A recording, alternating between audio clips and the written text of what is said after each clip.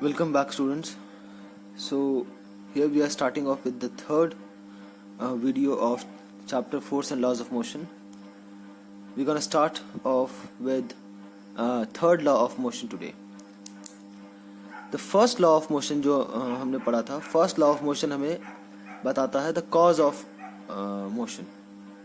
So जो कि हमने देखा था कि first law of motion states that the cause of motion is the force or the unbalanced force that acts on the object, due to which the object changes its state of motion. That is, it comes to rest, or if it is at rest, it comes to motion. जो second law है, second law of motion जो है, it help us in it provides us a method of determining the force. The first law tells us the cause of motion. The second law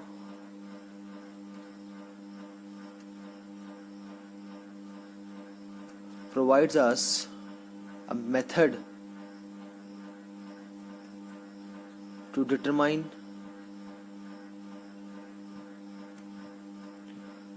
the force. अब हम देखेंगे आपका the third law.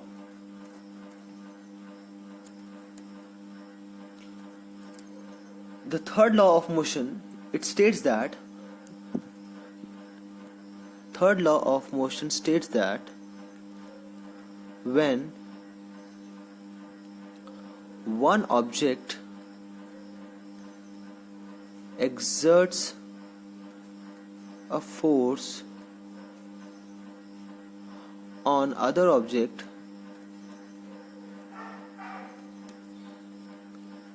the other object exerts a force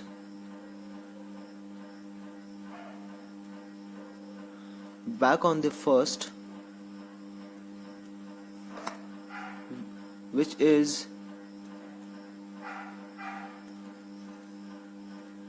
equal in magnitude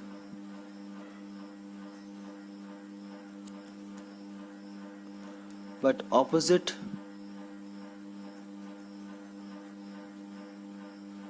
in direction.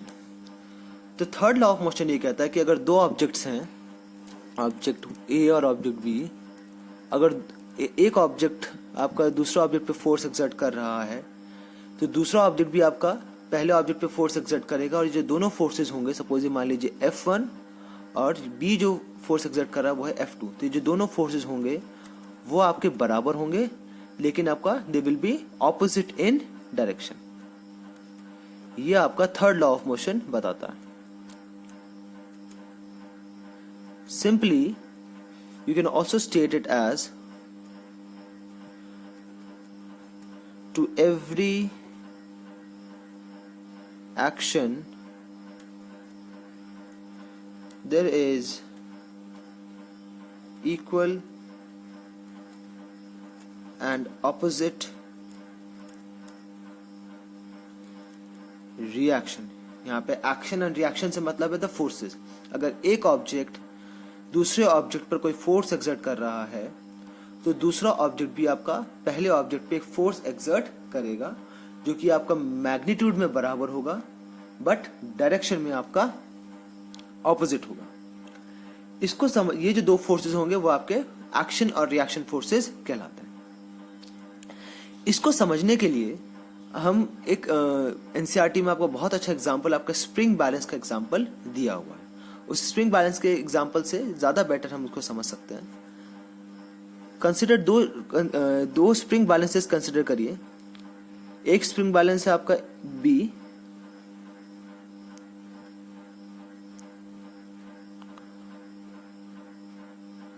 और दूसरा spring balance को हमने इसी के साथ ज्वाइन किया हुआ है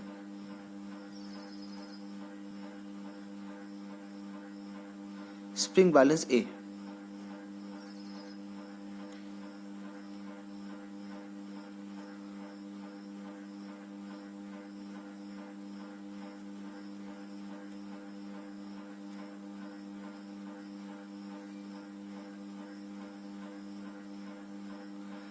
बी जो स्प्रिंग बैलेंस है, हमने दो स्प्रिंग बैलेंसेस लिए हैं ए और बी।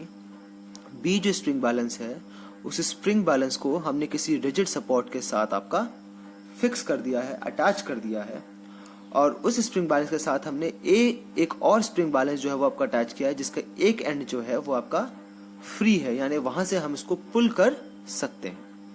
तो ये दोनों स्प्रिंग बैलेंस को इस तरह से हमने ज्वाइन करना है कि एक तो आपका एक रिजिड सपोर्ट के साथ फिक्स हो जाए और दूसरा जो है वो आपका फ्री रहे टू पुल। अब हम क्या कर रहे हैं, अब हम इस ए स्प्रिंग बैलेंस को इस तरफ से पुल कर रहे हैं। इस तरफ जब हम ए स्प्रिंग बैलेंस को खींच रहे हैं, जब हम ए स्प्रिंग बैलेंस को खींचेंगे इन दिस डायरेक्शन, तो आपका ए स्प्रिंग बैलेंस जो है वो आपका बी को भी पुल करेगा, बिकॉज ए जो है वो आपका बी के साथ अटैच्ड है। बदले में हम देखेंगे कि आपका बी भी जो है वो आपका ए को पुल करेगा। Will see that A pulls the spring balance B, and we'll also observe that B, the spring balance B, also pulls spring balance A towards itself. और ये तो आपके जो फोर्सेस ये जो दो लग रहे हैं वो आपके एक्शन और रिएक्शन फोर्सेस हैं। अगर आप इन दोनों स्प्रिंग बैलेंसेस में रीडिंग देखेंगे, जो रीडिंग आएगी फोर्स की इन दोनों स्प्रिंग बैलेंसेस में, वो भी आपका क्या आएगी, सेम आएगी। सपोज यहाँ पे आपका x ग्राम फोर्स मान लीजिए, तो यहां पर भी जो रीडिंग आएगी वो x ग्राम फोर्स ही आएगी। तो दोनों जो स्प्रिंग बैलेंसेस हैं, both of the spring balances will show same reading. और सेम रीडिंग दिखाना ये एक्सप्लेन करता है कि दोनों स्प्रिंग बैलेंसेस ए और बी जो एक दूसरे पर जो फोर्सेस लगा रहे थे, वो जो फोर्सेस थे वो आपका सेम थे। जैसे हमने आपका जैसे थर्ड लॉ ऑफ मोशन बोलता है कि both the forces will be equal but opposite in direction. तो ये जो दो फोर्सेस होंगे वो आपका इक्वल होंगे, लेकिन डायरेक्शन में आपको ये जो दो फोर्सेस होंगे वो आपका ऑपोजिट होंगे। अब एक चीज और इंपॉर्टेंट है, इफेक्ट। अब हम बात करेंगे इफेक्ट की, effect of action and reaction forces.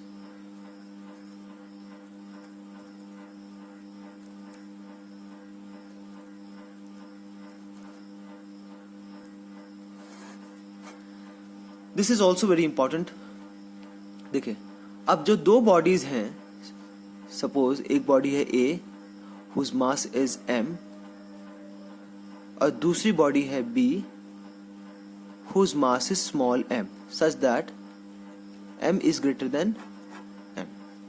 दो बॉडीज ए और b दोनों आपका कोलाइड कर रही हैं, दोनों टकरा रही हैं, और दोनों जो हैं एक का मास है कैपिटल M और दूसरे का मास है स्मॉल m, और ये दोनों जो फोर्सेस ए का जो मास है वो आपका greater than the mass of body B. दोनों आपका कोलाइड करेंगे, दोनों आपका एक दूसरे के ऊपर फोर्स एक्सर्ट करेंगे। ए बी के ऊपर फोर्स एक्सर्ट करेगा, बदले में बी भी आपका ए के ऊपर फोर्स एक्सर्ट करेगा। ये जो दोनों फोर्सेस होंगे हम उनको F1 और F2 मान लेते हैं। ये F1 एंड F2 होंगे, ये आपका एक्शन एंड रिएक्शन फोर्सेस होंगे।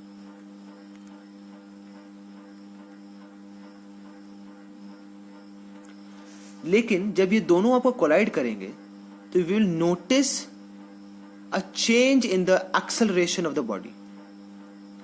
मतलब जब ये दोनों कोलाइड करेंगे तो हम ये देखेंगे कि बी बॉडी में जो एक्सेलरेशन है वो आपका ज्यादा होगा than acceleration in the body A. The body B will have more acceleration than body A, because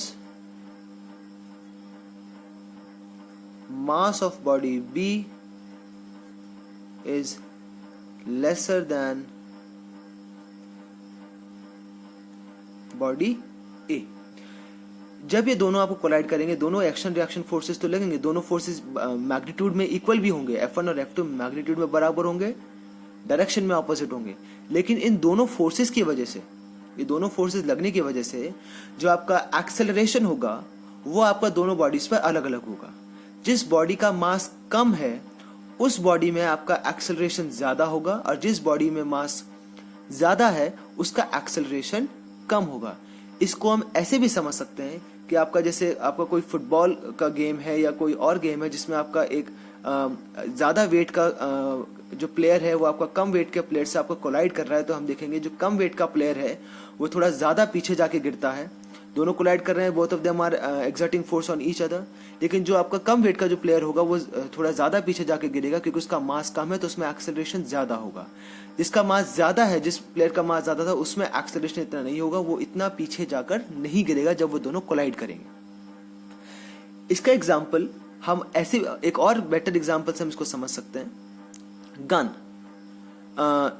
जो गन है आपका, सॉरी फॉर पुअर ड्रॉइंग, ये गन है आपका और गन से आपका रिलीज होती है बुलेट। जो बुलेट का मास वो स्मॉल एम मान लेते हैं और गन का मास है कैपिटल एम।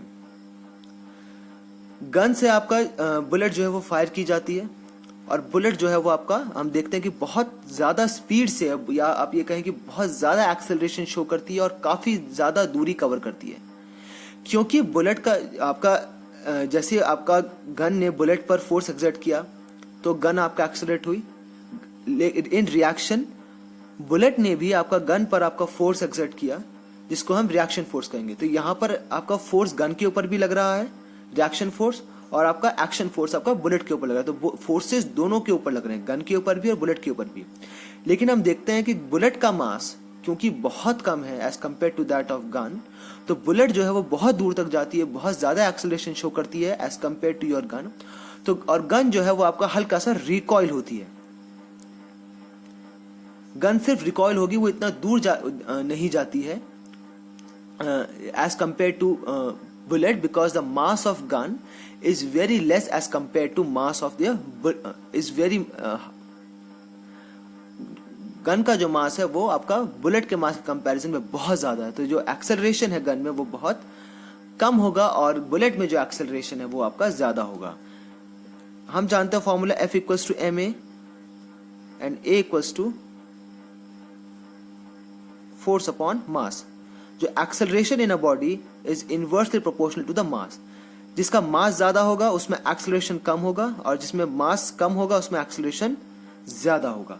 तो इसी वजह से आपका गन जो है वो आपका हल्का रिकॉइल करती है पीछे, जबकि बुलेट आपका बहुत आगे तक जाती है बिकॉज उसका मास आपका बहुत कम होता है। और भी एग्जांपल्स हम इसमें देख सकते हैं कि due to the same reason आपका जो आपका आपके शोल्डर लॉन्चर्स होते हैं, शोल्डर पे रख के जिनसे आपका लॉन्च किया जाता है आपका बॉम्ब्स को, तो वो जो जिनको आपका आई थिंक कुछ कहा जाता है पर्टिकुलर लैंग्वेज बसूका कहा जाता है आर्मी में। तो जब आपका वो आर्मी मैन उनको यूज करते हैं शोल्डर से जिनको यूज किया जाता है, तो they are advise to keep their shoulders tight. उनको एडवाइस किया जाता है कि आप अपने शोल्डर्स को टाइट रखिए, क्योंकि जब आपका शोल्डर पे रख के आपका लॉन्च किया जाता है उनसे, तो आपका एक रिकॉइल जो है वो शोल्डर्स लेते हैं, और अगर शोल्डर्स आपका लूज होंगे, जो लॉन्च कर रहा है अगर उसके शोल्डर्स लूज होंगे तो आपका शोल्डर डिस्प्लेस भी हो सकता है, इंजरीज हो सकती है। तो इसलिए they are advise to keep the shoulders stiff while using the launcher on their shoulders. So summarize अगर हम करें आपका थर्ड लॉ ऑफ मोशन को, the very first is that it states that to every action there is equal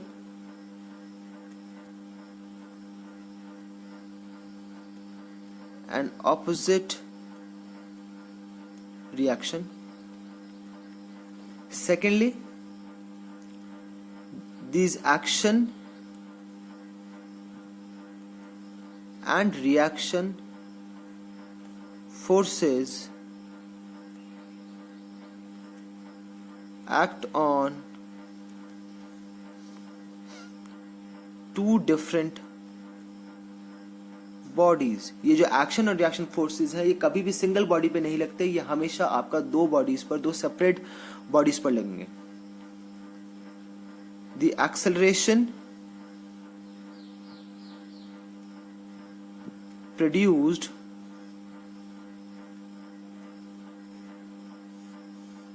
depends on the mass of the object. जैसे मैंने अभी आपको समझाया था, जिसका मास ज्यादा होगा उसमें एक्सेलरेशन कम होगा, और जिसमें का मास कम होगा उसमें एक्सेलरेशन ज्यादा होगा। तो ये था हमारा Newton's third law of motion. Now अब हम इस चैप्टर का लास्ट टॉपिक और बहुत मोस्ट इंपॉर्टेंट टॉपिक हम देखेंगे, which is conservation of momentum.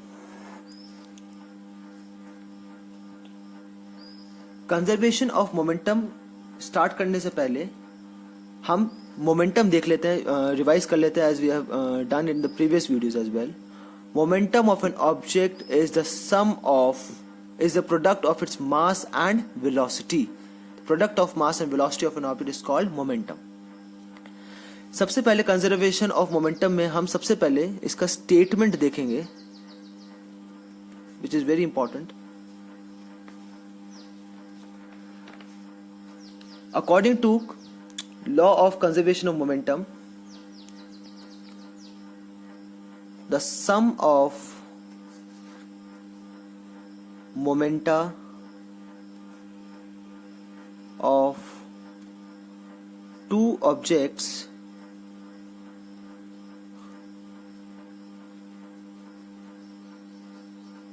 before collision is equal to the sum of momenta of two objects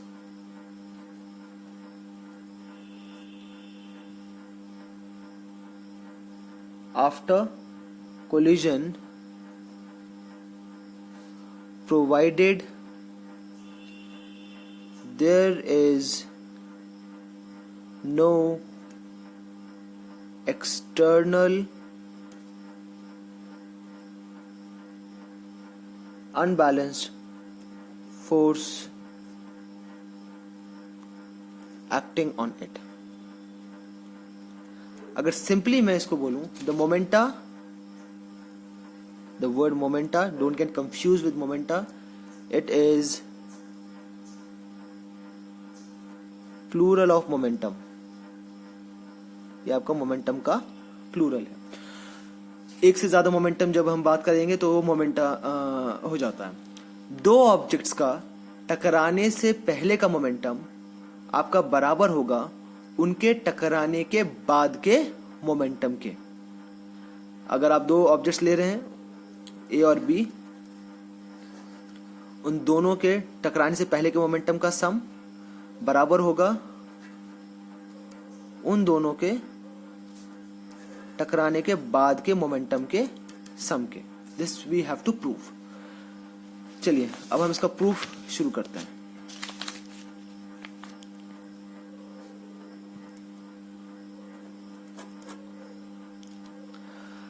consider two objects,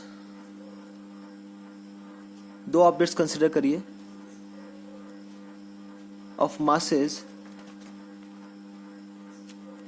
MA and MB। दो objects हैं A एंड B, उनके mass है MA and MB, which are moving with initial velocities UA and UB, जो कि आपका UA और UB initial velocity से move कर रहे हैं, सच दैट UA की जो वेलोसिटी है, A ऑब्जेक्ट की जो वेलोसिटी है, वो आपका B ऑब्जेक्ट से ज्यादा है। तो जैसे ही आपका आगे एडवांस करेगा, इसकी वेलोसिटी कम है, इसकी वेलोसिटी ज्यादा है, तो आफ्टर सम टाइम ये दोनों आपको कोलाइड करेंगे। They will collide, both of them will collide. When they will collide, according to third law of motion, both of them will exert force on each other. A object will exert force FAB, that is force exerted by A on B, and in reaction the object B will also exert a force back on the first, which is FBA. After collision, both of them will begin to move with their new velocities VA and VB. This is your after collision. तो पहले आपका ये UA और UB initial velocity से move कर रहे हैं, फिर ये आपका टकरा रहे हैं जिसमें फोर्स एक्सर्ट कर रहे हैं, और फिर ये आपका मूव कर रहे हैं with their final velocities VA and VB. अब हम प्रूफ करेंगे कि जो लॉ है कि आपका इनका टकराने से पहले का मोमेंटम का सम जो है वो बराबर है इनके टकराने के बाद के मोमेंटम के सम के.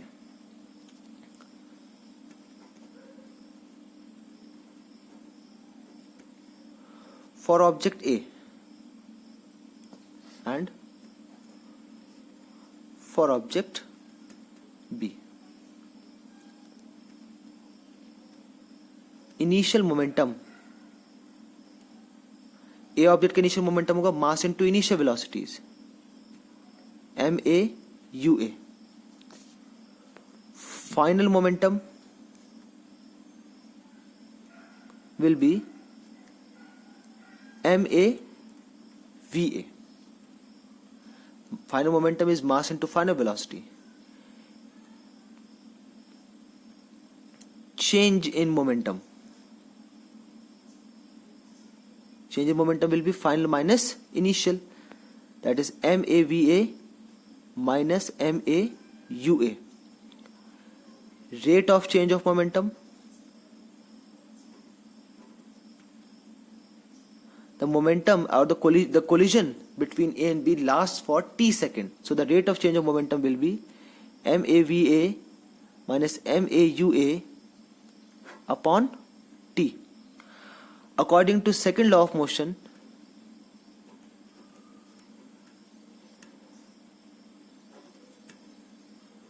कहता है the rate of change of momentum is directly proportional to the applied force. And the force applied by object A is FAB. So we'll replace this rate of change of momentum with the force applied by A on B according to second law of motion. So we have FAB equals to MAVA minus MAUA upon T. Similarly, we have object B. Its initial momentum is MBUB. Its final momentum is MBVB. Its change in momentum is MBVB minus MBUB. Its rate of change of momentum will be MBVB minus MBUB upon T.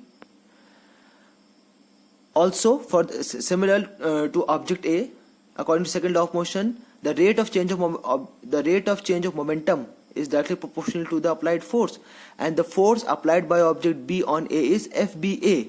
So we'll write A equals to MBVB minus MBUB upon T. So we have तो अब हमारे पास forces की values आ गई हैं. According to third law of motion, के according ये जो दो फोर्सेस हैं FAB और FBA, ये दोनों मैग्नीट्यूड में बराबर होंगे. They are equal in magnitude but opposite in direction. So we will put a negative sign with one of the forces. एक के साथ हम नेगेटिव साइन लगाएंगे क्योंकि इनकी डायरेक्शन जो है वो ऑपोजिट है. अब वैल्यूज आपका पुट कर दीजिए. FAB की वैल्यू पुट कर दीजिए, FBA की वैल्यू पुट कर दीजिए. We have MAVA minus MAUA upon T equals to MBVB upon MBUB upon T with negative sign. T and T gets cancelled. So we have MAVA minus MAUA equals to, bracket open कर दीजिए, minus MBVB minus minus plus MBUB. अब आपका जो वो terms एक साथ कर लीजिए जिनमें फाइनल वेलोसिटीज हैं और जिनमें इनिशियल वेलोसिटीज हैं, उन टर्म्स को एक साथ कर दीजिए. This will be A, sorry. So we have MAVA. This is negative, it will become positive. MBVB equals to, this is negative over here, and this is going to go over here on the other side of the equal. it will become positive. So we have MA UA plus MB UB. So this is the expression that we were looking for. This is the sum of the initial momentums. Initial momentum MAUA, MBUB. This is the sum of the initial momentum of two objects. This is before collision.